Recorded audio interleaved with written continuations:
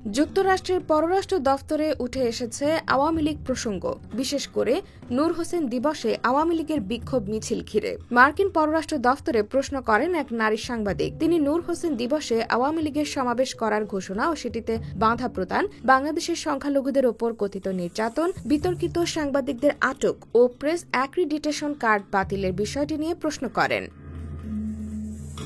স্থানীয় সময় সোমবার প্রেস ব্রিফিংয়ের কথা বলতে আসেন পররাষ্ট্র দফতরের মুখপাত্র ম্যাথিউ মিলার। এ সময় ভারতীয় সাংবাদিক প্রশ্ন করে বলেন, আওয়ামী লীগের শান্তিপূর্ণ সমাবেশে সংঘবদ্ধ হামলার আশঙ্কাজনক খবর শোনা যাচ্ছে। নারীদের ওপর হামলা, সংখ্যালঘুদের ওপর হামলা, সাংবাদিকদের জেল এবং প্রেস অ্যাক্রিডিটেশন কার্ড বাতিল করা হয়েছে। বাংলাদেশের অন্তর্বর্তী সরকারের সমালোচকরা বলছেন, ছাত্রদের 5 আগস্টের বিপ্লব দেশকে আবারও সেখানে নিয়ে যাচ্ছে যেখান থেকে এটি শুরু হয়েছিল।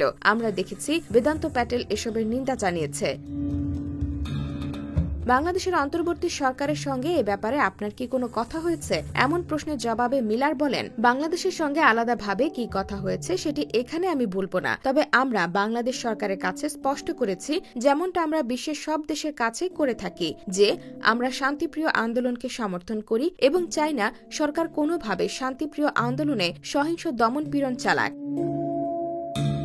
এরপরে ভারতীয় সাংবাদিক বাংলাদেশের সংবিধান থেকে ধর্মনিরপেক্ষতা বাদ দেওয়ার উদ্যোগের বিষয়ে প্রশ্ন করেন এবং জিজ্ঞেস করেন এ ব্যাপারে তার কিছু বলার আছে কিনা। জবাবে মিলার বলেন, তিনি বিষয়টি টুকে রাখবেন এবং তাদের বলার আছে কিনা দেখবেন।